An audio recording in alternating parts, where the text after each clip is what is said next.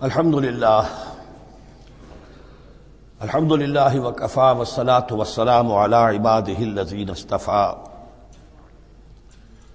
خصوصاً علی افضلہم وخاتم النبیین محمد الامین وعلی آلہ وصحبہ اجمعین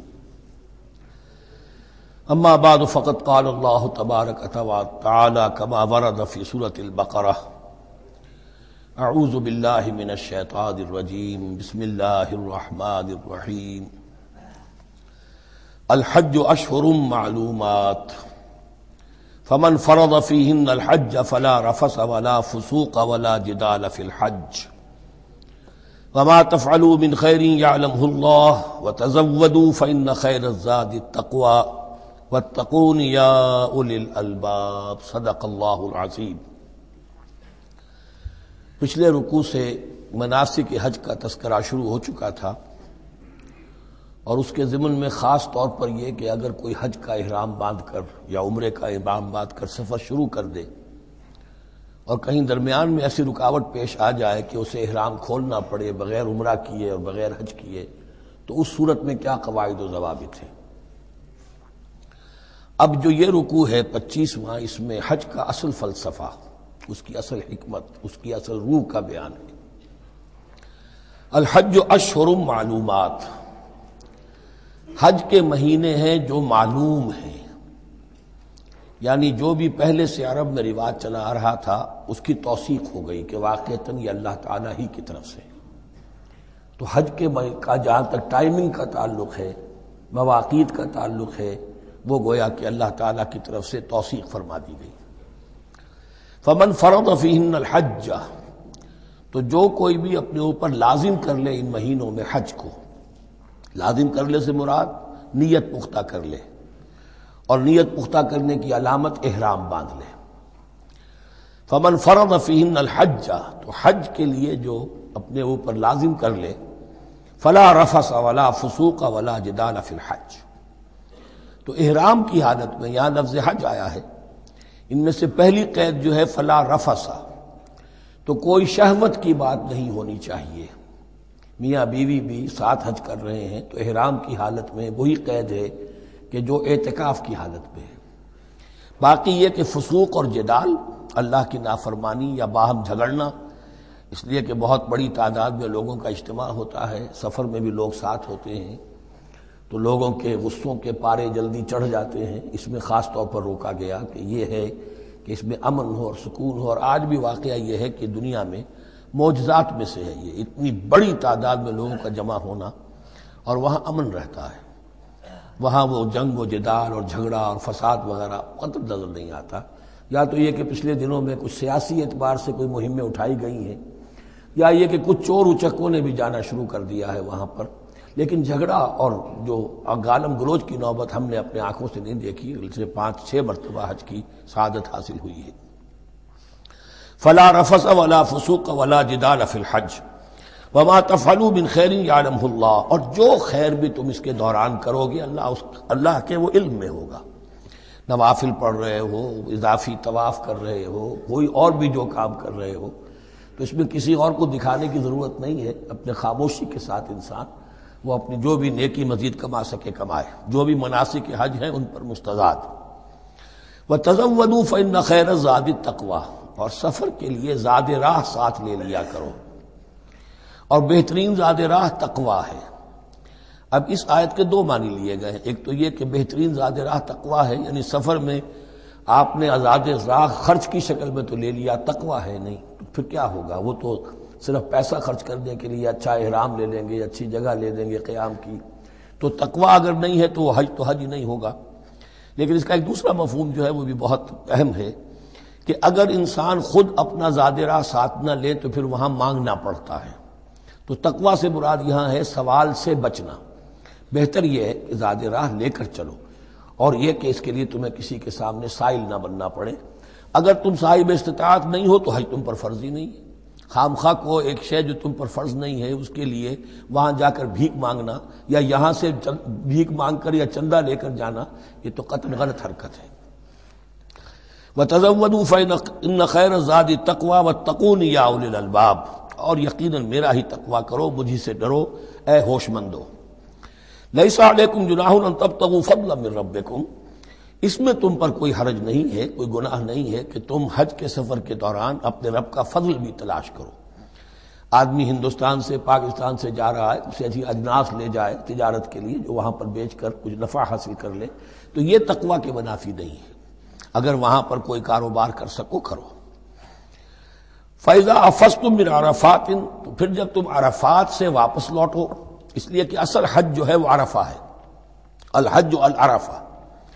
حج کے بقیہ تمام مناسک رہ جائیں، صرف عرفہ میں شمولیت ہو جائے، قیام عرفہ میں تو حج ہو گیا، باقی جو چیزیں رہ گئی ہیں اس کا جو بھی اس کا کفارہ ہے، اس کا جو دم دینا ہے وہ دے دیا جائے۔ لیکن عرفہ سے اگر آدمی رہ گیا عرفات کے قیام سے تو پھر حج نہیں ہوا۔ اب یہاں سے جب لوٹتے ہو تو فاذکروا اللہ عند المشعر الحرام، یہ ٹائم ٹیبل نوٹ کر لیجئے کہ اصل میں 8 کی شام کو مکے سے نکلتے ہیں 8 ذی الحج کو، اور رات منی میں گزارتے ہیں۔ پھر 9 کا دن ہے اصل یوم عرفہ، 9 ذی الحج، صبح کو نکلتے ہیں، قافلے چلتے ہیں اور کہیں دوپہر تک، اور دوپہر سے بھی ہو سکتا ہے تاخیر ہو جائے، لیکن کوشش ہوتی ہے کہ ظہر سے پہلے پہنچ جایا جائے، لیکن ظہر اور عصر دونوں ملا کر پڑھ لی جائیں عرفات میں داخل ہونے سے پہلے۔ اس لیے جو مسجد ہے عرفات کے میدان سے ملحق وہ عرفے کے اندر شامل نہیں ہے، وہ اس کی حدود سے باہر ہے، تو اصل اس کا افضل یہی ہے کہ ظہر اور عصر ملا کر وہاں پڑھی جائیں، اور اس کے بعد سے غروب آفتاب تک قیام ہے، وہ عرفات کا قیام ہے، اس میں کوئی نماز نہیں، یعنی جو روایتی جو عبادت ہے اس کے سب دروازے بند۔ اب تو اگر دعا کی آپ کے اندر ایک روح پیدا ہو چکی ہے، اپنے رب سے ہم کلام ہو سکتے ہیں، اور آپ کو حلاوت مناجات حاصل ہو گئی ہے، تو دعا مانگتے رہیے، بس یہی ہے دعا۔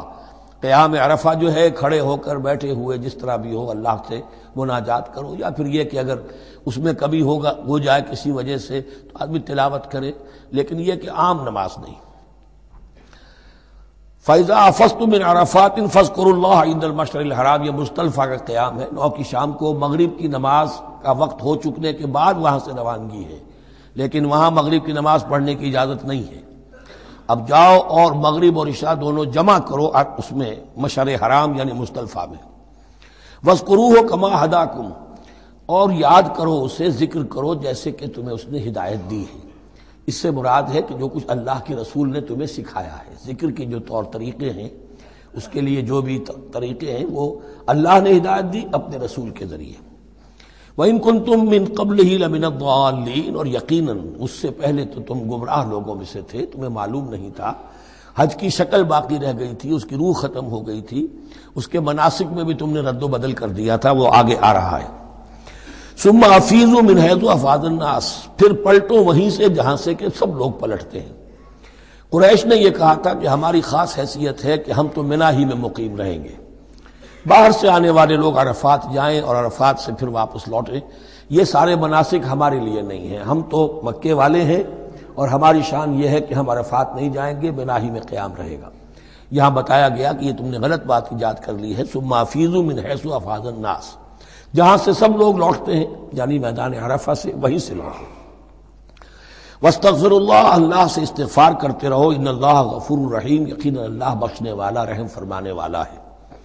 فَإِذَا قَضَيْتُم مَّنَاسِكَكُمْ، اور جب تم اپنے یہ مناسک ادا کر لو، پورے کر لو، فاذکروا اللہ کذکرکم آباءکم، تو اب اللہ کا ذکر کرو جیسے کہ تم اپنے آباء و اجداد کا ذکر کرتے رہے ہو، جس شد و مد کے ساتھ۔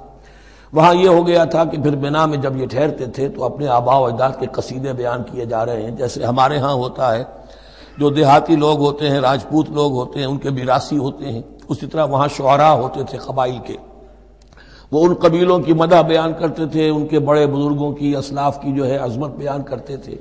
اللہ کا ذکر ختم ہو چکا تھا، فرمایا جس شد و مد کے ساتھ تم اپنے آباء و اجداد کا ذکر کرتے رہے، اب اسی شد و مد کے ساتھ، بلکہ او اشد ذکرا، بلکہ اس سے بھی زیادہ شد و مد کے ساتھ اب اللہ کا ذکر کرو۔ فَمِنَ النَّاسِ مَن يَقُولُ رَبَّنَا آتِنَا فِي الدُّنْيَا وَمَا لَهُ فِي الْآخِرَةِ مِنْ خَلَاقٍ، لوگوں میں سے وہ بھی ہیں جو یہی کہتے رہتے ہیں رب ہمیں دے دے دنیا ہی میں، ایسے لوگوں کے لیے آخرت میں کوئی حصہ نہیں ہے، یعنی وہاں پہنچ کر بھی ساری دعائیں ان کی دنیاوی چیزوں کے لیے ہیں، مال کے لیے، اولاد کے لیے، ترقی کے لیے، اور دنیا کی جو بھی چیزیں ہیں، اپنی کوئی مشکلات ہیں ان کے رفع کرنے کے لیے، چونکہ ان کے دلوں میں دنیا بسی ہوئی ہے۔ اشربوا فی قلوبہم الدنیا، ان کے دلوں میں جیسے بنی اسرائیل کے دلوں میں بچڑے کا تقدس ملا دیا گیا تھا اور محبت، اسی طرح ہمارے دلوں میں دنیا کی محبت ہے، تو وہاں جا کر بھی دنیا ہی کی دعائیں ہیں۔ فَمِنَ النَّاسِ مَن يَقُولُ رَبَّنَا آتِنَا فِي الدُّنْيَا وَمَا لَهُ فِي الْآخِرَةِ مِنْ خَلَاقٍ، ظاہر بات ہے ایسے لوگوں کے لیے پھر آخرت میں کوئی حصہ نہیں ہے۔ وَمِنْهُم مَن يَقُولُ، اور ان میں سے وہ بھی ہیں جو یہ کہتے ہیں ربنا آتنا فی الدنیا حسنۃ وفی الآخرۃ حسنۃ وقنا عذاب النار، پروردگار ہمیں اس دنیا میں بھی خیر عطا فرما اور آخرت کا بھی خیر عطا فرما اور ہمیں بچا لے آگ کے عذاب سے۔ اب دنیا کا خیر جو ہے سب سے بڑا وہ ایمان ہے، ہدایت ہے۔ دنیا کا کوئی خیر نہیں ہے جب تک کہ اس کے ساتھ ہدایت اور ایمان نہ ہو۔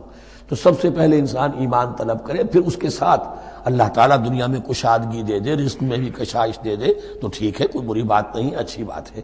لیکن یہ کہ اصل شے کیا ہے؟ ایمان اور استقامت۔ اولئک لہم نصیب مما کسبوا، یہاں یہ لفظ بہت اہم ہے، ان کے لیے حصہ ہوگا اس میں سے جو انہوں نے کمایا۔ محض یہ دعا کرنے سے یہ دعا جو ہے یہ کافی نہیں ہو جائے گی۔ اول تو یہ نوٹ کر لیجئے یہی وہ دعا ہے جو یعنی رکن یمانی سے لے کر جو بھی ہر چکر ہوتا ہے اس کا طواف کا، تو رکن یمانی سے لے کر حجر اسود تک کا جو دورہ ہے، اس میں یہ دعا مانگی جاتی ہے، ربنا آتنا فی الدنیا حسنۃ وفی الآخرۃ حسنۃ وقنا عذاب النار۔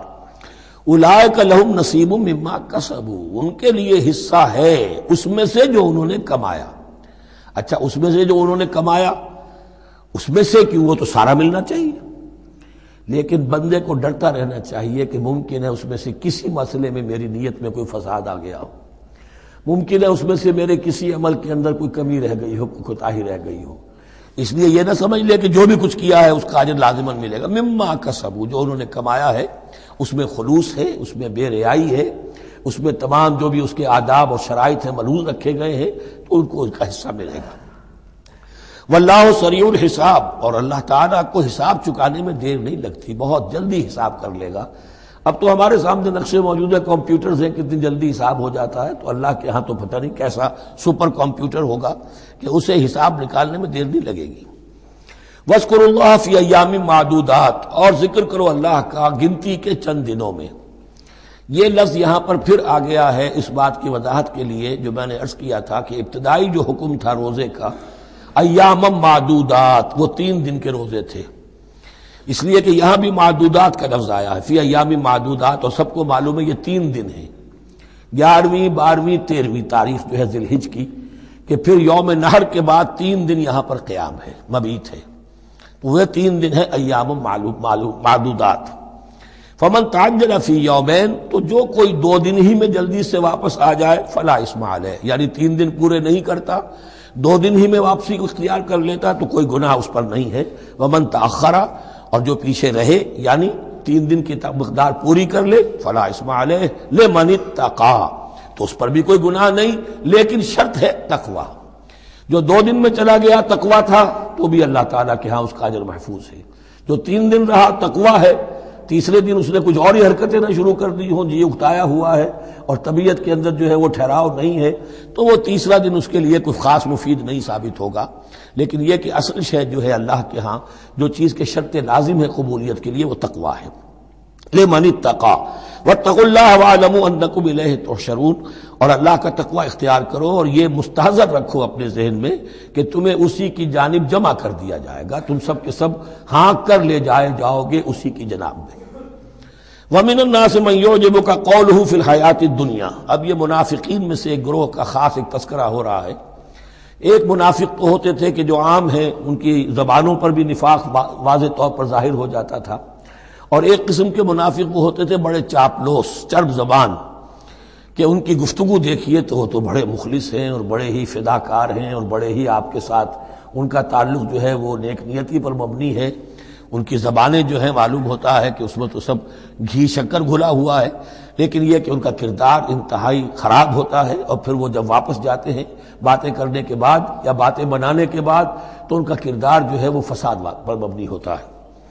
وَمِنَ النَّاسِ مَن يُعْجِبُكَ قَوْلُهُ فِي الْحَيَاةِ الدُّنْيَا، اور لوگوں میں سے ایسے بھی ہیں جن کی باتیں تمہیں بڑی اچھی لگتی ہیں دنیا کی زندگی میں، وَيُشْهِدُ اللَّهَ عَلَى مَا فِي قَلْبِهِ، اور وہ اللہ کو بھی گواہ ٹھہراتا رہتا ہے، میں جو کچھ کہہ رہا ہوں اللہ جانتا ہے، میں خلوص سے کہہ رہا ہوں، میں بالکل اپنی نیک نیتی سے کہہ رہا ہوں، اللہ جانتا ہے۔ وَهُوَ أَلَدُّ الْخِصَامِ، حالانکہ فی الواقع وہ دشمن ہے بہت سخت، الد بہت شدید، اور خصام خصم دشمن کے لیے آتا ہے۔ وَإِذَا تَوَلَّى، جب وہ پیٹھ موڑتے جاتا ہے، سعى فِي الْأَرْضِ، اب وہ زمین میں جو بھاگ دوڑ کرتا ہے، لِيُفْسِدَ فِيهَا، اس میں فساد مچائے، وَيُهْلِكَ الْحَرْثَ وَالنَّسْلَ، اور ہلاک کرے، کہیں کسی کی کھیتی جلا دی، کہیں کسی کا کوئی جانور جو ہے وہ ختم کر دیا، مار دیا۔ وَاللَّهُ لَا يُحِبُّ الْفَسَادَ، اللہ تعالیٰ کو فساد بالکل پسند نہیں ہے۔ وَإِذَا قِيلَ لَهُ اتَّقِ اللَّهَ، جب ایسے شخص سے کہا جاتا ہے کہ تو اللہ کا خوف کرو، اللہ سے ڈرو، تم باتیں ایسی کرتے ہو، عمل تمہارا یہ ہو رہا ہے، سوچو تو صحیح۔ اخذت العزت بالاسم، تو اس کو اپنی عزت نفس، جھوٹی عزت نفس گناہ پر اور جما دیتی ہے۔ ایک شخص وہ ہوتا ہے جس سے خطا ہو گئی، غلطی ہو گئی، اس نے اپنی خطا تسلیم کر لی تو اصلاح کر لے گا۔ ایک وہ ہے کہ جو کیسے مان لوں میری غلطی ہے، اس کی جھوٹی انا جو ہے اور جو اس کی جھوٹی عزت نفس ہے وہ اسے اور گناہ کے اوپر چپکا دیتی ہے۔ اخذت العزت بالاسم، اس کو اور اس پر جامد کر دیتی ہے۔ فحسبہ جہنم، تو اس کے لیے تو اب کافی ہے جہنم ہی، وَلَبِئْسَ الْمِہَادُ، اور یقیناً وہ بہت برا ٹھکانہ ہے۔ روایات میں آتا ہے کہ ایک شخص خاص تھا، اخنس ابن شریق، اس کا یہ کردار ہے، لیکن یہ کہ یہ تو یوں سمجھیے کہ شان نزول کے اعتبار سے یہ بات ٹھیک ہے، اور یہ کہ تعویل خاص میں اس کو بھی سامنے رکھیں گے، لیکن یہ وہی ہے، کردار ہے، یہ کردار ہر جگہ آپ کو ملے گا۔ اصل میں کردار کو پہچاننا چاہیے اور اس کے حوالے سے اللہ تعالیٰ سے ہدایت طلب کرنی چاہیے کہ اس کردار سے اللہ تعالیٰ ہمیں اپنی حفظ ایمان میں رکھے۔ وَمِنَ النَّاسِ مَن يَشْرِي نَفْسَهُ ابْتِغَاءَ مَرْضَاتِ اللَّهِ، قرآن کا یہ عام اسلوب ہے کہ تقابل ضرور کرتا ہے، فوری تقابل۔ تو اس میں لوگوں میں سے وہ بھی ہیں جو اپنے آپ کو بیچ دیتے ہیں اللہ کی رضا جوئی کے لیے، اپنا تن من دھن، ان صلاتی و نسکی و محیای و مماتی للہ رب العالمین۔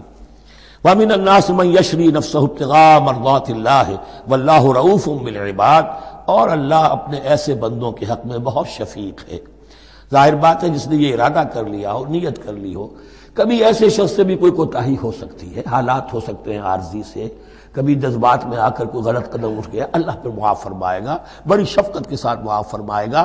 طے کر لے انسان، ایک سیدھا راستہ یہی بن جائے، ان صلاتی و نسکی و محیای و مماتی للہ رب العالمین۔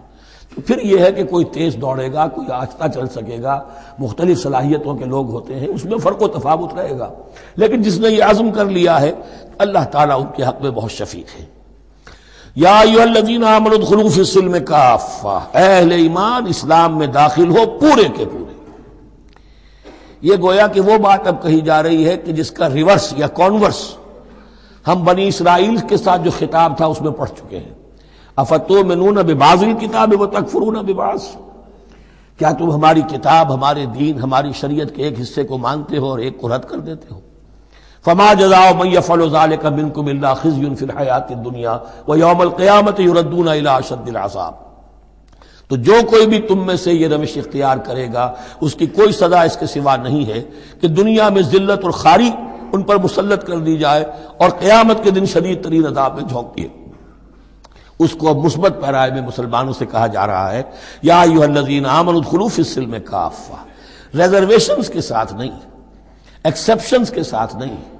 اللہ کی بندگی تو کرنی ہے، اس معاملے میں نہیں، اللہ کے حکم تو ماننا ہے لیکن یہ حکم نہیں میں مان سکتا، یہ ایک کی بھی نفی جو ہے وہ گویا کہ کل کی نفی ہو جائے گی۔ ادخلوا فی السلم کافہ، ٹیک اٹ اور لیو اٹ، یہ پیکج ڈیل ہے، اس میں جزوی بات نہیں ہو سکتی۔ ولا تتبعوا خطوات الشیطان، اور دیکھو شیطان کے قدموں کی پیروی نہ کرو، اس کے نشانات راہ جو ہیں، اس کے نشانات قدم جو ہیں ان کی پیروی نہ کرو۔ انہ لکم عدو مبین، وہ تو یقیناً تمہارا بڑا کھلا دشمن ہے۔ فإن زللتم من بعد ما جاءتكم البینات، پھر اگر تم پھسل گئے اس کے بعد بھی کہ تمہارے پاس یہ واضح تعلیمات آ چکی ہیں، فاعلموا ان اللہ عزیز الحکیم، تو جان لو کہ اللہ تعالیٰ پھر زبردست ہے، اس میں دھمکی کا پہلو آ گیا کہ پھر اللہ کی جو ہے پکڑ سخت ہوگی. حکیم بھی ہے، اس کی پکڑ میں بھی حکمت ہے. اگر یہ پکڑ نہ ہو تو ظاہر بات ہے کہ پورا نظام جو ہے دین کا وہ پھر بالکل ایک بے منطقی. اگر اللہ کی طرف سے کسی گناہ پر پکڑ ہی نہیں ہے تو پھر یہ آزمائش کیا ہوئی؟ پھر جزا و سزا کا کیا سوال؟ پھر جنت اور دوزخ کا کیا معاملہ؟ هل ينظرون الا ان ياتيهم الله في ظلل من الغمام والملائكة وقضي الامر. ایک جو نفس انسان کو پٹی پڑھاتا ہے وہ تو یہ ہے کہ دین کا یہ حصہ تو آرام سے کرتے رہو، جو میٹھا وہ ہپ اور جو کڑوا ہے وہ تھو. دوسری پٹی یہ پڑھاتا ہے کہ ابھی ذرا یہ ٹھیک ہے کہ اللہ کا حکم ہے، یہ بھی حکم ہے، دین کا یہ بھی تقاضا ہے، ابھی ذرا ذمہ داریاں ہیں، ابھی ذرا بچوں کے معاملات ہیں، بچے برسر کار ہو جائیں، بچیوں کے ہاتھ پیلے ہو جائیں، میں ذرا ریٹائرمنٹ بھی لے لوں تو پھر یہ مکان بنا لوں، پھر میں اپنے آپ کو دین کے لیے پھر خالص کر لوں گا، دین کے لیے پھر میں وہی کام کروں گا. یہ سب سے بڑا دھوکہ ہے، وہ وقت کبھی نہیں آتا. اسی لیے فرمائے کس شے کا انتظار کر رہے ہیں؟ هل ينظرون الا ياتيهم الله في ظلل من الغمام، کہ اللہ تعالیٰ آ جائے بادلوں کے سائبانوں میں، والملائکۃ اور فرشتے آ جائیں، وقضی الامر اور پھر فیصلے چکا دیا جائے گا. کیا معلوم کب وہ گھڑی آ جائے. یہ مہلت عمر تو اچانک ختم ہو سکتی ہے. پوری دنیا کی قیامت بھی جب آئے گی اچانک آئے گی، اور ہر شخص کی ذاتی قیامت تو اس کے سر کے اوپر تلوار کی طرح لٹکی ہوئی ہے کہ من مات فقط قامت قیامتہ، جو مر گیا اس کی قیامت تو آ گئی. کیا تمہارے پاس گارنٹی ہے یہ سارے کام کرو گے تب تک زندہ رہو گے اور پھر بھی تمہارے جسم میں کوئی توانائی کوئی رمق باقی رہ جائے گی کہ دین کا کوئی کام کر سکو؟ تو جان لو تم کس چیز کا انتظار کر رہے ہو سکتا ہے اچانک اللہ کی طرف سے مہلت ختم ہو جائے. سٹاپ رائٹنگ، 3 گھنٹے ہو گئے، بس اب جو لکھ لیا، اب آگے تمہارے پاس مہلت نہیں ہے. وَإِلَى اللَّهِ تُرْجَعُ الْأُمُورُ، اور یقیناً تمام معاملات اللہ ہی کی طرف لوٹا دیے جائیں گے. سل بنی اسرائیل کم آتیناہم من آیۃ بینہ، اے مسلمانوں پوچھ لو بنی اسرائیل سے ہم نے انہیں کتنی روشن نشانیاں دی. یعنی دیکھو تم بھی کہیں انہی کے راستے پر نہ چلنا، جیسا کہ حضور نے فرمایا تھا لَتَتَّبِعُنَّ سُنَنَ مَن قَبْلِكُمْ، تم لازماً پیروی کرو گے اور چلو گے انہی کے نقوش پا پر. سل بنی اسرائیل کم آتیناہم من آیۃ بینہ ومن یبدل نعمت اللہ من بعد ما جاءتہ فإن اللہ شدید العقاب. لیکن جو شخص اللہ کی اس نعمت جو اس کے پاس آ گئی ہے اس میں تبدیلی کرتا ہے، اس میں تحریف کرتا ہے، یا اس میں تحریف کرتا ہے یا اپنے آپ کو بدل لیتا ہے، من بعد ما جاءت ہو، اس کے بعد کہ وہ نعمت اس کے پاس آ گئی، فإن اللہ شدید العقاب، تو یہ جان لو اللہ پھر سزا دینے میں بھی سخت ہے. اس کی مثال وہی رکھیے کہ 2 مرتبہ فرمایا یا بنی اسرائیل اذکروا نعمتی التی انعمت علیکم وانی فضلتکم علی العالمین، لیکن انہی سے کہا گیا ضربت علیہم الذلۃ والمسکنۃ وباؤوا بغضب من اللہ. اور یہ مضمون بھی دوبارہ پھر آ جائے گا سورہ آل عمران میں.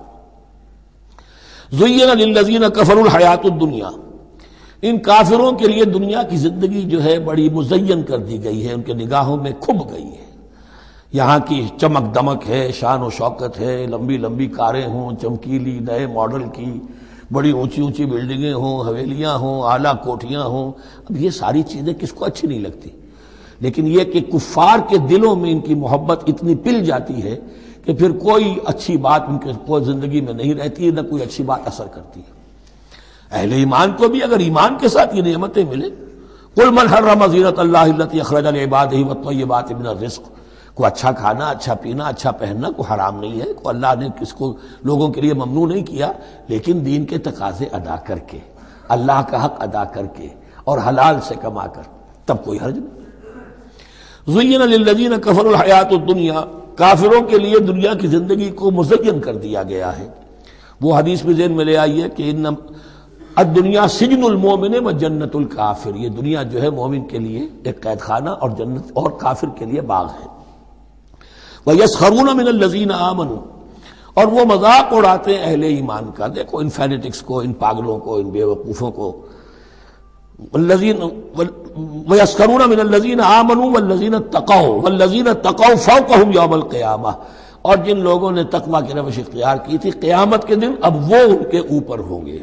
اور بلکہ ہمیں سورہ مطففین میں تو آگے چل کر پتہ چلے گا پھر اہل ایمان ان کا مذاق اڑائیں گے. واللہ یرزق من یشاء بغیر حساب، اور اللہ تعالیٰ رزق عطا فرمائے گا جس کو چاہے گا بغیر حساب۔ یہ جنت کی طرف اشارہ ہے۔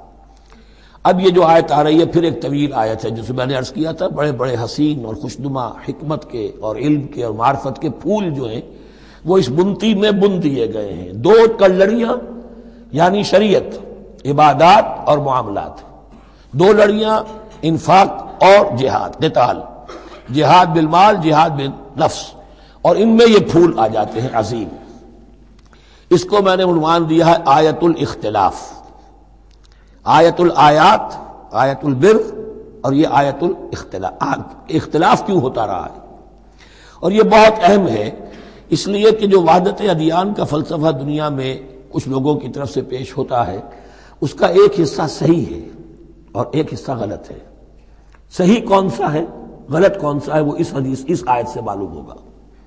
کان الناس امۃ واحدۃ، اس میں کوئی شک نہیں، پہلے تو انسان سب کے سب ایک امت تھے، حضرت آدم کی نسل، حضرت آدم نبی ہیں تو امت تو ایک ہی تھی، جب تک کہ ان کے اندر گمراہی پیدا نہیں ہوئی، اختلافات نہیں ہوئی، شیطان نے کچھ لوگوں کو نہیں ورغلایا، اس وقت تک تو کان الناس امۃ واحدہ، تمام انسان ایک ہی امت تھے۔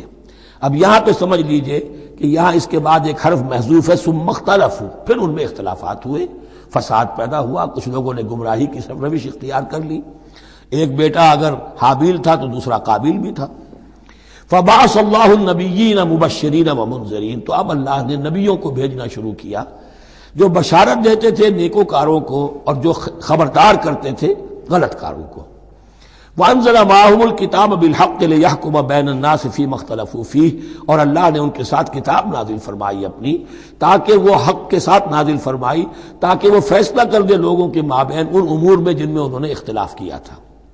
وَمَا اخْتَلَفَ فِيهِ إِلَّا الَّذِينَ أُوتُوهُ مِن بَعْدِ مَا جَاءَتْهُمُ الْبَيِّنَاتُ بَغْيًا بَيْنَهُمْ، اور پھر جو اختلاف کیا ان میں سے تو نہیں کیا اختلاف کرنے والوں نے مگر جن کو کہ وہ کتاب دی جا چکی تھی، ہدایت دی جا چکی تھی، من بعد ما جاءتهم البینات، اور اس کا سبب کیا تھا، بغیم بینہم، یہ لفظ میں نے پہلے بھی نوٹ کروایا تھا، بغیم بینہم، دی ارج ٹو ڈومینیٹ، زدم زدہ، سارا فساد دنیا میں جو ہوتا ہے دی ارج ٹو ڈومینیٹ، آدمی جو ہے میں اس کی بات کیوں مانوں، یہ کیوں نہ میری مانے، یہ ہے کہ جس میں جو بھی سربراہی اور بالادستی حاصل کرنے کی جو ایک انسان کے اندر ایک ہے، امنگ ہے، یہ امنگ رکھی گئی ہے انسان میں، جہاں انسان کے اندر اچھے میلانات رکھے گئے، برے بھی رکھے گئے، نفس بھی تو انسان ہی میں ہے، اس لیے کہ انہی کی درمیان حق و باطل کی کشمکش چلتی ہے انسان کے باطن میں، حق و باطل کی ایک کشاکش انسان کے باطن میں چلتی ہے، ایک خارج میں چلتی ہے۔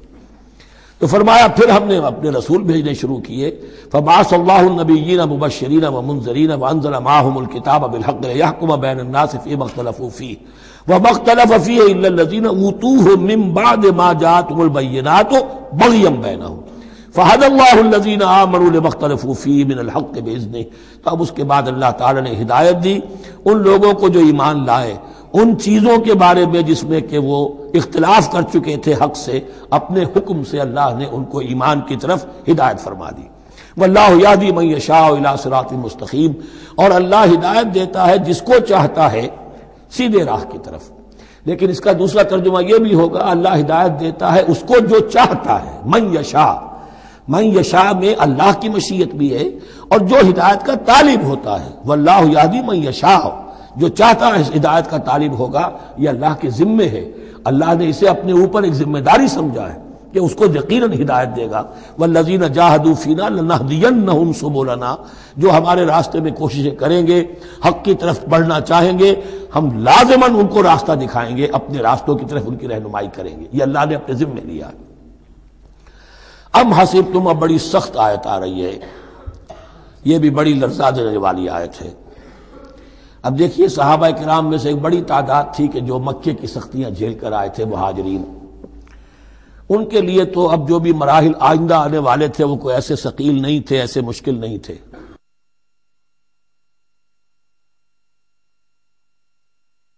وہ سختیاں تو وہاں نہیں انہوں نے جھیلنی تھی کہ جو کہ مکے میں مہاجرین نے جھیلی تھی، تو اب ان سے ہے خاص طور پر روئے سخن، اگرچہ خطاب عام ہے، اور یہ قرآن مجید میں عام طور پر آپ کو ملے گا کہ الفاظ عام ہیں، لیکن آپ اگر دیکھیں گے تو روئے سخن کسی خاص طبقے کی طرف ہے۔ تو یہاں در حقیقت ان کو بتایا جا رہا ہے. ام حسبتم ان تدخلوا الجنہ، کیا تم نے یہ سمجھا تھا کہ جنت میں داخل ہو جاؤ گے؟ ولما یاتکم مثل الذین خلوا من قبلکم، حالانکہ ابھی تک تو تمہارے اوپر وہ حالات و واقعات تو وارد ہی نہیں ہوئے جو ان پر ہوئے تھے جو تم سے پہلے تھے.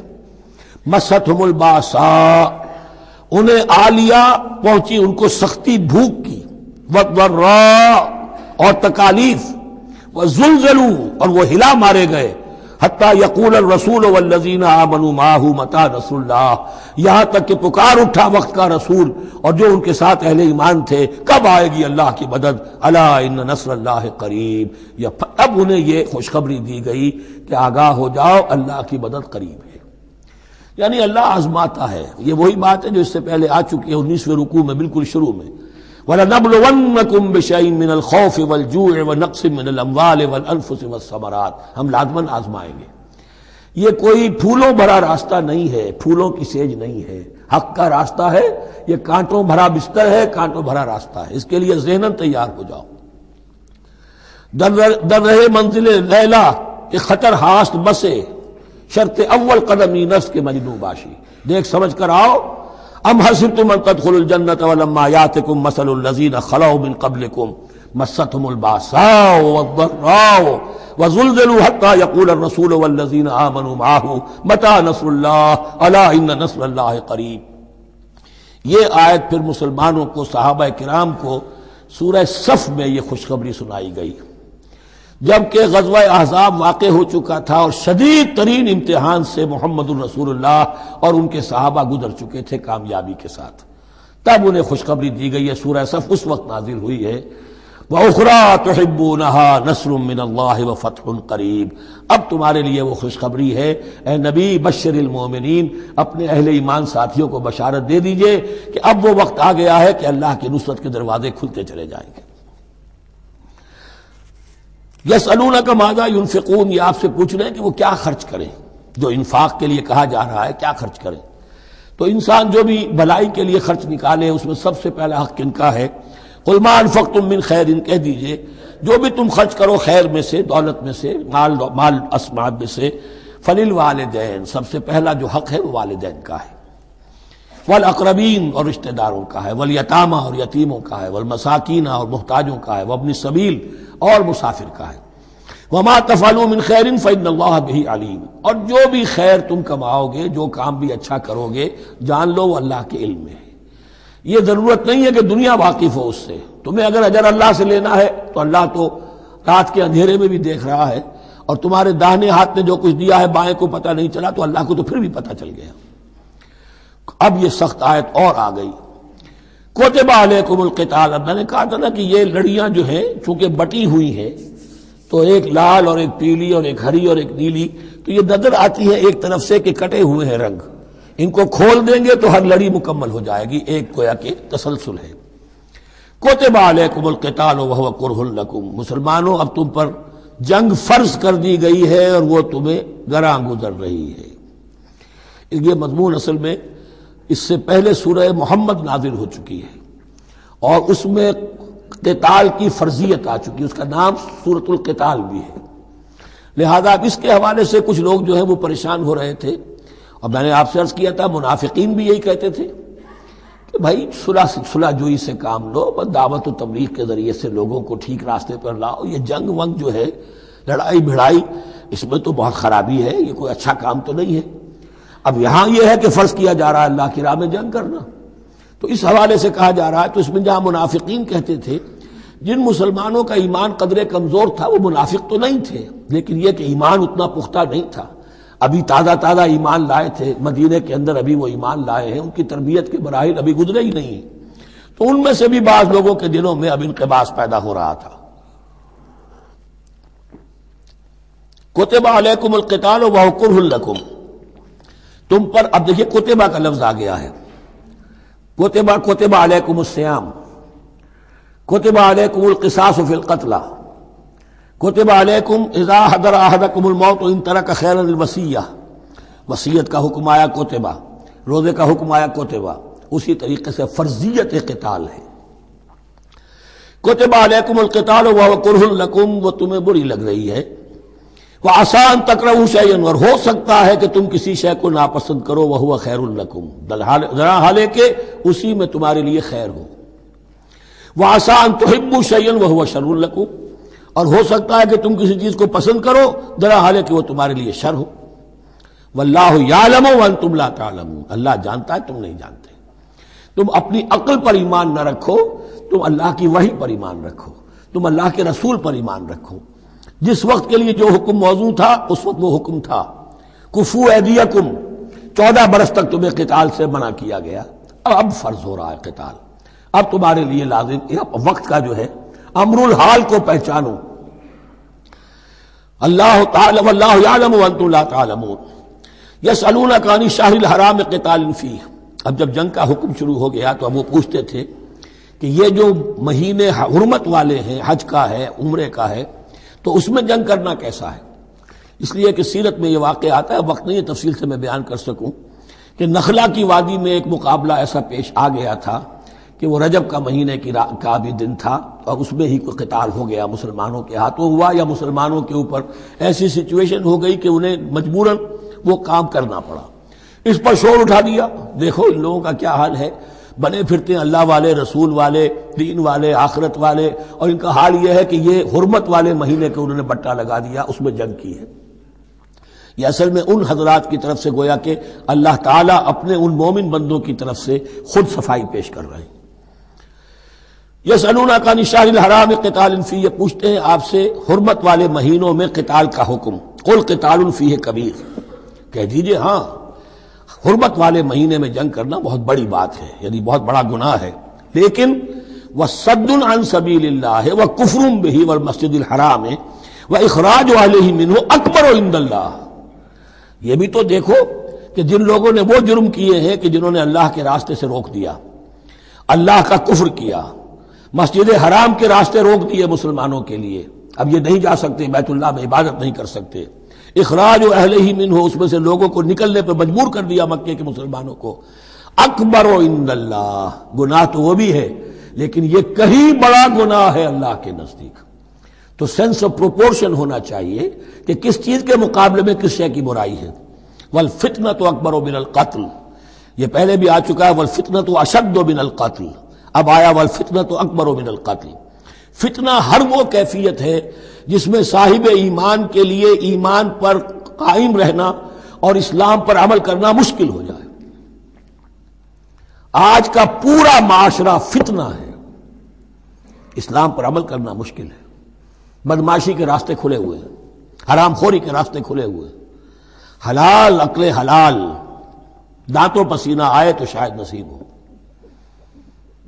شادی کے نکاح کے راستے بند کیے ہوئے ہیں، یہ شرطیں ہیں اور یہ شرطیں ہیں اور یہ شرطیں ہیں اور یہ ہے اور یہ چیزیں لازمی ہیں، اور زنا کے راستے کھلے جائیے۔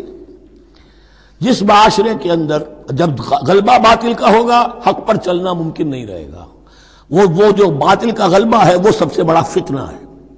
والفتنۃ اکبر من القتل، فتنہ جو ہے بہت بڑی شے ہے قتل کے مقابلے میں۔ ولا یزالون یقاتلونکم حتی یردوکم عن دینکم ان استطاعوا، اور سن لو یہ لوگ تم سے جنگ کرتے رہیں گے یہاں تک کہ لوٹا دیں تمہیں اپنے دین سے، اگر وہ کر سکتے ہوں، وہ تو تلے ہوئے ہیں اس پر کہ تمہیں لوٹا کر لے جائیں گے اپنے دین سے۔ یہاں اشارہ ہو رہا ہے مشرکین مکہ کی طرف، کیونکہ اب یہ تمہید چل رہی ہے سورہ بقرہ کے اندر غزوہ بدر کے لیے، اب اس کے بعد غزوہ بدر ہونے والا ہے، اس کے لیے ذہنی تیاری۔ وَلَا يَزَالُونَ يُقَاتِلُونَكُمْ حَتَّى يَرُدُّوكُمْ عَنْ دِينِكُمْ إِنِ اسْتَطَاعُوا، وہ تو اپنی سے کوشش کرتے رہیں گے کہ تمہیں تمہارے دین سے پھرا کر لوٹا کر واپس لے جائیں اگر ان میں طاقت ہے۔ وَمَن يَرْتَدِدْ مِنكُمْ عَنْ دِينِهِ، اور سن لو جو بھی کوئی تم میں سے پھر گیا، مرتد ہو گیا اپنے دین سے، فَيَمُتْ، اور اسی حالت میں اس کی موت آ گئی، وَهُوَ كَافِرٌ، کہ وہ کافر ہی تھا، فَأُولَٰئِكَ حَبِطَتْ أَعْمَالُهُمْ فِي الدُّنْيَا وَالْآخِرَةِ، تو یہ وہ لوگ ہوں گے کہ جن کے تمام اعمال دنیا اور آخرت میں حبط ہو گئے۔ پہلے کتنے ہی نیکیاں کی ہوئی تھیں، کتنے ہی نمازیں پڑھی ہوئی تھیں، کتنا ہی جو ہے انفاق کیا تھا، صدقات دیے تھے، کچھ بھی کیا، سب کا سب زیرو ہو جائے گا۔ وَأُولَٰئِكَ أَصْحَابُ النَّارِ هُمْ فِيهَا خَالِدُونَ، اور وہ ہوں گے جہنم والے اور رہیں گے اس میں ہمیشہ ہمیشہ۔ ان الذين آمنوا والذين هاجروا وجاهدوا في سبيل الله اولئك يرجون رحمت الله والله غفور رحيم، یقیناً وہی لوگ جو ایمان لائے اور جنہوں نے ہجرت کی اور جہاد کیا اللہ کی راہ میں، یہ وہ لوگ ہیں جو اللہ کی رحمت کے امیدوار ہیں۔ بڑا لطیف طنز ہے ان پر، جا رہے ہیں حرام کے راستے پر، اللہ رحمت فرمائے گا۔ اللہ رحمت نہیں فرماتا، اللہ کی رحمت کا مستحق بننا پڑتا ہے۔ اللہ کی رحمت کا مستحق وہی ہے، ان الذین آمنوا والذین ہاجروا وجاہدوا فی سبیل اللہ اولئک یرجون رحمت اللہ۔ وہ امیدوار ہیں اللہ کی رحمت کے، وہ امید کرے تو ان کی امید بجا ہے۔ واللہ غفور الرحیم، اور یقیناً اللہ تعالیٰ غفور الرحیم ہے۔ یسألونک عن الخمر والمیسر، اب دیکھیے یہاں سے شریعت کا جو بلو پرنٹ اب تیار ہونا شروع ہوا، کچھ احکام پہلے آ چکے اور کچھ احکام اب آ رہے ہیں، تو بیچ بیچ میں یہ لڑیاں جو ہیں کٹی ہوئی ہیں۔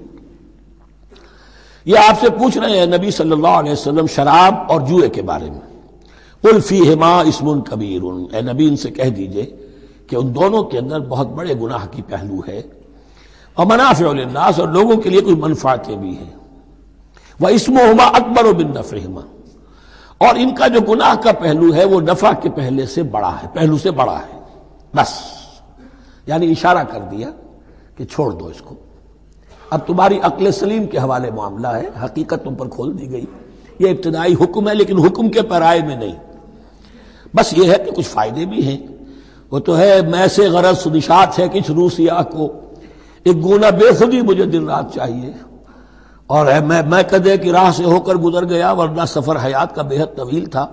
یہ حکمت سمجھ لیجئے کہ جوئے میں اور میسر میں کیا چیز مشترک ہے کہ دونوں کو جمع کیا گیا۔ شراب میں بھی انسان حقائق سے اپنے آپ کو منقطع کرتا ہے اور محنت سے جی چراتا ہے، He doesn't want to see the facts، مواجہہ کرنے کو تیار نہیں، فیس کرنے کو تیار نہیں ہے bitter facts of life کو، تو میں ایک گونا بے خودی مجھے دن رات چاہیے۔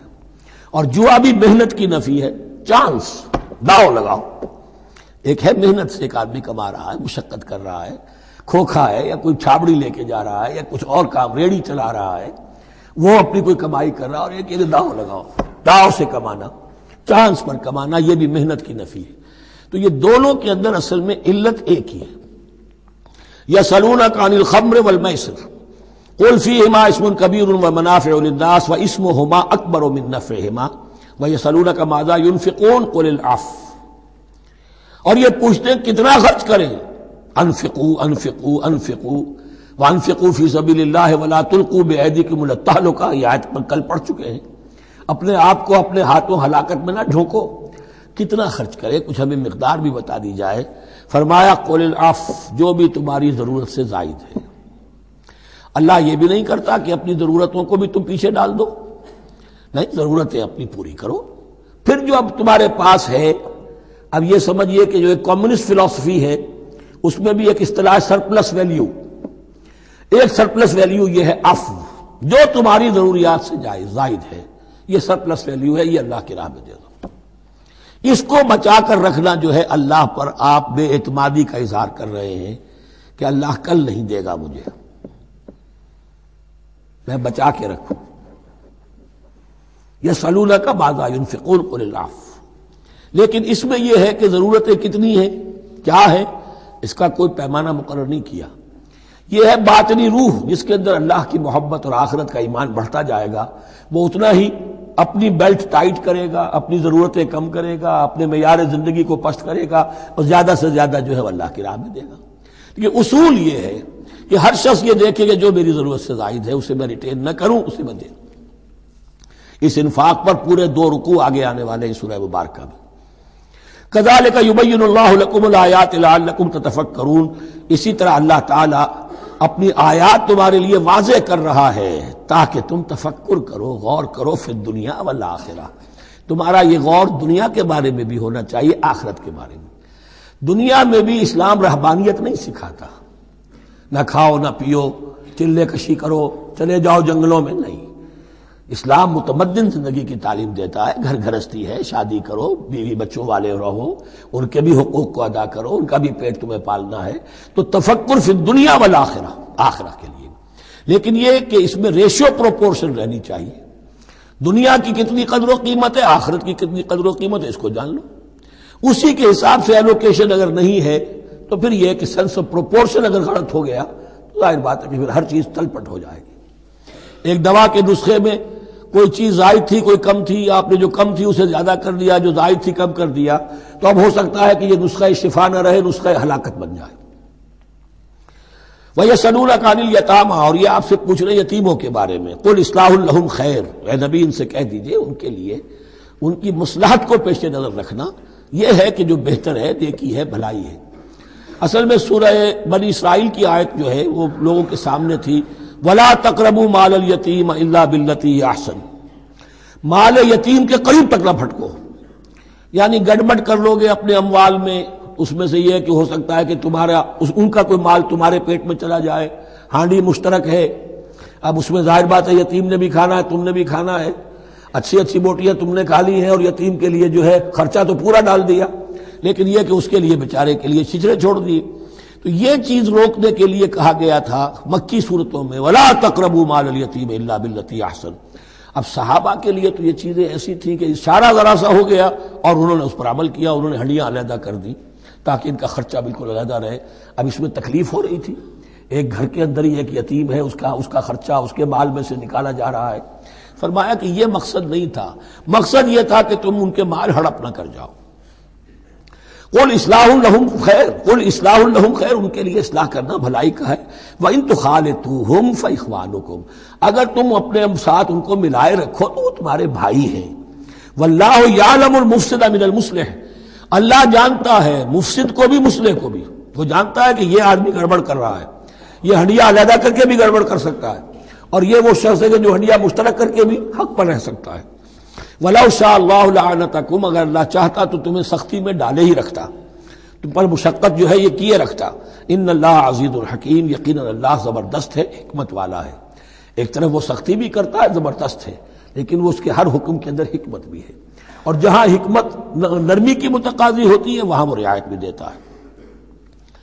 وَلَا تَنكِحُوا الْمُشْرِكَاتِ حَتَّىٰ يُؤْمِنَّ، اور مشرک عورتوں سے نکاح نہ کرو جب تک کہ وہ ایمان نہ لے آئیں۔ وَلَأَمَةٌ مُؤْمِنَةٌ خَيْرٌ مِّن مُشْرِكَةٍ وَلَوْ أَعْجَبَتْكُمْ، ایک مومنہ خواہ وہ لونڈی ہو وہ بہتر ہے ایک مشرکہ سے خواہ وہ آزاد عورت ہو۔ وَلَوْ أَعْجَبَتْكُمْ، اور مزید یہ کہ وہ تمہیں اچھی بھی لگتی ہو۔ وَلَا تُنكِحُوا الْمُشْرِكِينَ، اور نہ اپنی عورتوں کا نکاح کرو، نکاح میں دو اپنی عورتوں کو، اپنی بیٹیوں کو مشرکوں کے، حتیٰ یؤمنوا، جب تک کہ وہ ایمان نہ لے آئیں۔ وَلَعَبْدٌ مُّؤْمِنٌ خَيْرٌ مِّن مُّشْرِكٍ وَلَوْ أَعْجَبَكُمْ، مسلمان اگر غلام ہے تو وہ بھی بہتر سمجھو مشرک سے جو آزاد ہے اور وہ تمہیں پسند بھی ہے، مالدار بھی ہے یا اور بھی ہے، اس کے اندر دوسرے پہلو بھی ہیں۔ اولئک یدعون الی النار، دیکھو وہ جو ہے وہ پکار رہے ہیں، آگ کی طرف بلا رہے ہیں، تمہیں بھی لے جائیں گے، تمہاری اولاد کو بھی لے جائیں گے۔ واللہ یدعو الی الجنۃ والمغفرۃ باذنہ، اللہ تمہیں بلا رہا ہے جنت کی طرف اور مغفرت کی طرف اپنے حکم سے۔ وَيُبَيِّنُ آیاتہ للناس لعلہم یتذکرون، اور اللہ اپنی آیات واضح کر رہا ہے لوگوں کے لیے تاکہ وہ نصیحت اخذ کریں۔ وَيَسْأَلُونَكَ عَنِ الْمَحِيضِ، اور وہ عورتوں کے ایام ماہواری کے بارے میں آپ سے سوال کر رہے ہیں۔ قُلْ هُوَ أَذًى، کہہ دیجئے وہ ایک ناپاکی بھی ہے اور ایک تکلیف کا مسئلہ بھی ہے۔ فَاعْتَزِلُوا النِّسَاءَ فِي الْمَحِيضِ، تو حیض کی حالت میں اگر تمہاری بیویاں ہوں تو ان سے علیحدہ رہو، مقاربت نہ کرو۔ وَلَا تَقْرَبُوهُنَّ حَتَّىٰ يَطْهُرْنَ، اور ان سے مقاربت نہ کرو یہاں تک کہ وہ پاک ہو جائیں۔ فَإِذَا تَطَهَّرْنَ، اور جب وہ خوب پاک ہو جائیں، فَأْتُوهُنَّ مِنْ حَيْثُ أَمَرَكُمُ اللَّهُ، تو اب ان کی طرف جاؤ، جو بھی تمہیں تعلق قائم کرنا ہے کرو، جہاں سے کہ تمہارے رب نے تمہیں حکم دیا، اللہ نے حکم دیا ہے۔ یہ اللہ کا حکم کیا ہے؟ یہ ہے امر طبیعی، ہر انسان جانتا ہے، ہر حیوان کو معلوم ہے، وہ طبیعی شے ہے۔ لیکن یہ کہ اب عورتوں کے ساتھ بھی اگر انسان جو ہے وہ لواطت کا فعل شروع کر دے، قوم عمل لوط، تو ظاہر بات ہے کہ عمل قوم لوط تو وہ چیز جو ہے غلط ہے، وہ حرام ہے۔ یہ تو اللہ تعالیٰ نے جو بھی تمہاری فطرت میں ڈالا ہے راستہ، وہ در حقیقت من حیث امرکم اللہ، ان اللہ یحب التوابین ویحب المتطہرین، یقیناً اللہ محبت کرتا ہے بہت توبہ کرنے والوں سے اور بہت پاک بازی اختیار کرنے والوں سے، ان ناپاک چیزوں سے دور رہنے میں۔ نساؤکم حرث لکم، تمہاری بیویاں تمہارے لیے کھیتیوں کے مانند ہیں، جیسے کھیت میں بوتے ہو، فصل کاٹتے ہو، بیویوں کے ذریعے سے اللہ تعالیٰ تمہیں اولاد عطا کرتا ہے۔ فاتو حرثکم انا شئتم، تو جو بھی کھیتی والی جگہ ہے ادھر تم جاؤ جدھر سے چاہو، یعنی اس میں یہ ہے کہ کوئی رکاوٹ نہیں ہے، وہ داہنی طرف سے بائیں طرف سے جدھر سے بھی ہو، لیکن ہو وہ فرج کے اندر، وہ وقت کے اندر معاملہ نہ ہو۔ فاتو حرثکم انا شئتم وقدموا لانفسکم، اور اپنے آگے کے لیے سامان کرو، یعنی اپنی اولاد۔ انسان جو ہے بڑھاپے کے لیے اس کا ایسٹ بنتی ہے اس کی اولاد۔ آج تو دنیا اولاد سے بھاگتی ہے، لیکن ایک زمانے میں تو اولاد جو ہے وہ عصائے پیری شمار ہوتی تھی۔ وقدموا لانفسکم واتقوا اللہ واعلموا انکم ملاقوہ، اور اللہ سے کا تقوی اختیار کرو۔ ابھی آپ دیکھیں گے کہ جو حکم بھی شریعت کا آئے گا بار بار تکرار کے ساتھ جو ہے اس میں جو تقوی کا ذکر بار بار آئے گا، کہ ایک قانون ہے اس کی قانونیت ہے، ایک ہے تقوی۔ قانون کی لاکھ پیروی کی جا رہی ہو تقوی نہ ہو تو وہ قانون جو ہے وہ مذاق بن جائے گا، تماشا بن جائے گا۔ اس کے بعد مثالیں آئیں گی ابھی۔ واتقوا اللہ واعلموا انکم ملاقوہ، اور اللہ کا تقوی اختیار کرو اور جان لو تمہیں اس سے مل کر رہنا ہے، حاضر ہونا ہے اس کے جناب میں۔ وبشر المؤمنین، اور اے نبی اہل ایمان کو بشارت دے دیجئے۔ ولا تجعلوا اللہ عرضۃ لایمانکم، ایک اور حکم آ گیا، اللہ تعالیٰ کا نام جو ہے وہ تختہ مشق نہ بنا لو اپنی قسموں کے لیے۔ قسم کھا بیٹھا میں تو اللہ کی قسم کھا بیٹھا ہوں، اب یہ قسم کھا بیٹھا اس لیے میں یہ کام نہیں کر سکتا، چاہے وہ نیکی کا کام تھا۔ کسی وقت غصے میں آدمی آ کر قسم کھا بیٹھتا ہے۔ حضرت ابو بکر صدیق نے بھی قسم کھا لی تھی۔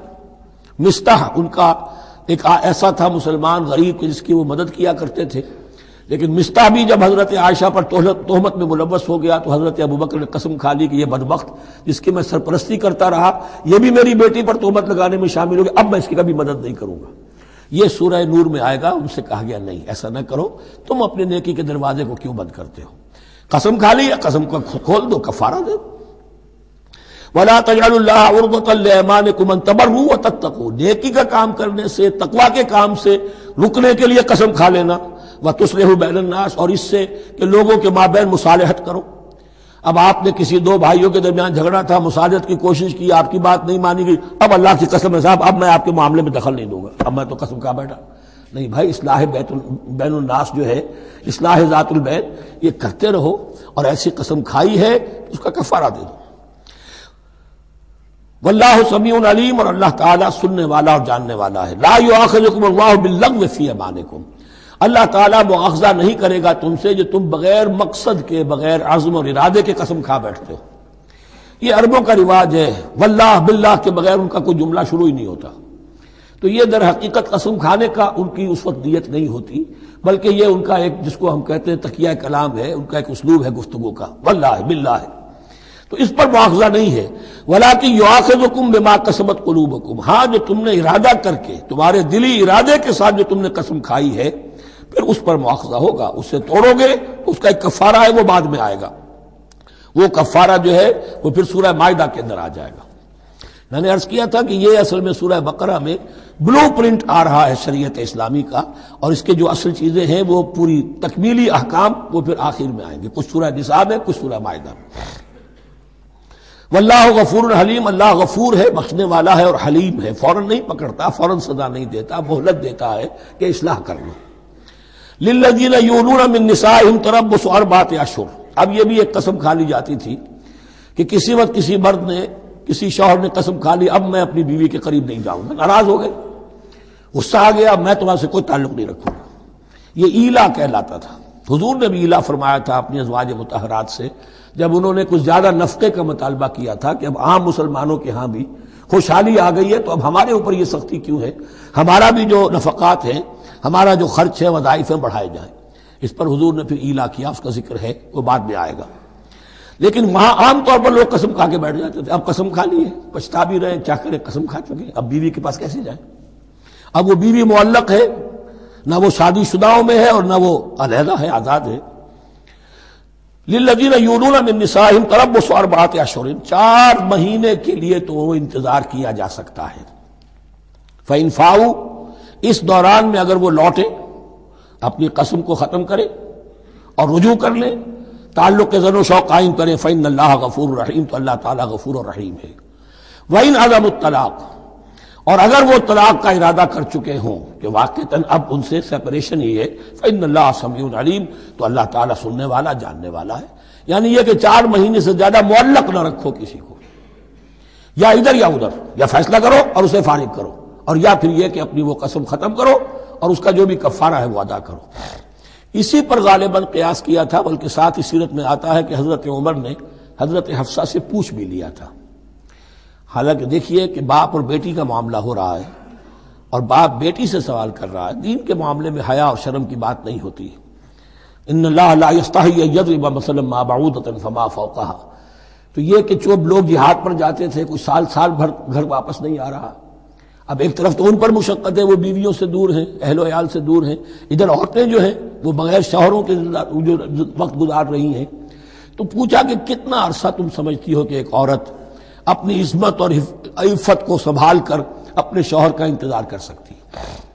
تو حضرت حفصہ نے کہا 4 ماہ۔ اب میں سمجھتا ہوں شاید انہوں نے اسی پر کہا ہو کہ یہ معلق رکھنے کا حکم بھی قرآن مجید میں جو ہے زیادہ سے زیادہ اس کی مہلت 4 مہینے ہے۔ والمطلقات یتربصن بانفسهن 3 قروء، اور جنہیں طلاق دے دی جائے ان پر لازم ہے کہ وہ اپنے جیوں کو روکے رکھیں 3 حیض تک، یہ عدت ہے۔ طلاق کے بعد 3 مہینے کی عدت ہے۔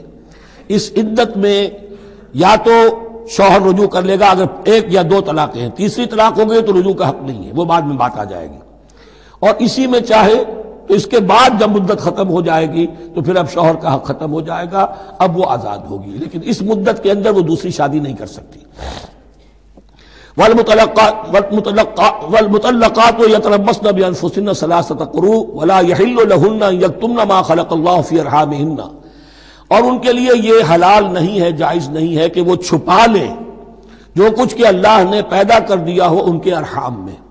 اگر حمل ٹھہر گیا ہے اور بیوی کو ڈر ہے کہ اب یہ شوہر تو طلاق دے دے گا، وہ اپنا حمل چھپا رہی ہے تاکہ پتہ ہی نہ چلے اس کو، کیونکہ وہ چاہے گی کہ بچہ میرے پاس رہے، بچہ بچی جو بھی ہو۔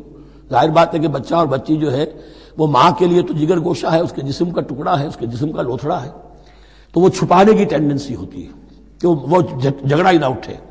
ولا يحل لهن ان يكتمن، ان کے لیے جائز نہیں ہے کہ وہ چھپائیں ما خلق اللہ فی ارحامہن، جو کچھ کے پیدا کر دیا ہے اللہ نے ان کے رحموں میں۔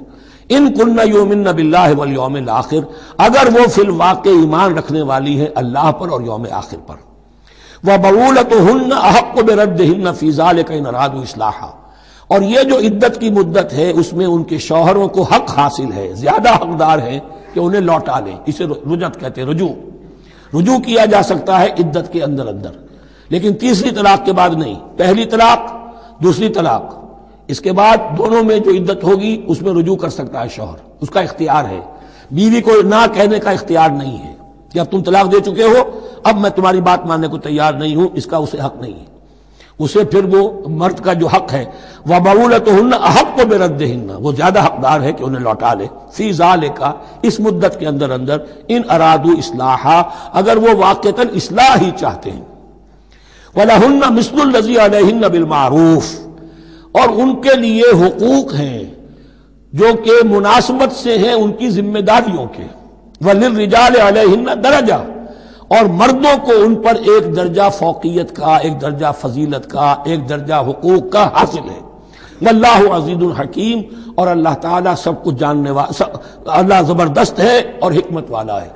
یہ آیت اصل میں اس زمانے میں بہت مس انٹرپریٹ ہوئی ہے اور بعض مترجمین نے بھی ترجمہ غلط کیا ہے، یعنی اس کا یہ ترجمہ کرنا لہن مثل الذی علیہن، ان کے بھی حقوق مردوں پر ویسے ہی ہیں جیسے مردوں کے حقوق ہیں ان پر، تو یہ تو مساوات ہو گئی، اور مساوات جو اسلامی شریعت میں مرد اور عورت کے درمیان، شوہر اور بیوی کے درمیان نہیں ہے۔ مراد کیا ہے؟ لام اور اعلیٰ کا جو استعمال ہوتا ہے عربی میں، لام کسی کے حق کے لیے اور اعلیٰ کسی کی ذمہ داری کے لیے۔ لہن، ان کے لیے حقوق ہیں، مثل الذی علیہن، جیسے کہ ان پر ذمہ داریاں ہیں۔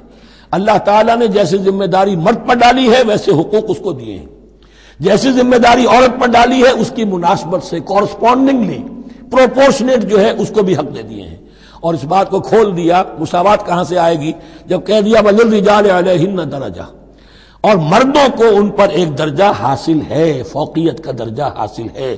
واللہ عزیز الحکیم۔ اب یہ تمہیں پسند ہو تب بھی اور ناپسند ہو تب بھی، اللہ تعالی عزیز ہے، حکیم ہے، وہ سب کچھ جاننے والا ہے، اور وہ زبردست ہے، جو چاہے حکم دے، اور حکیم ہے، حکمت والا ہے، اس کا حکم حکمت پر مبنی ہے۔ بارک اللہ لی ولکم فی القرآن العظیم ونفعنی وإیاکم بالآیات والذکر الحکیم۔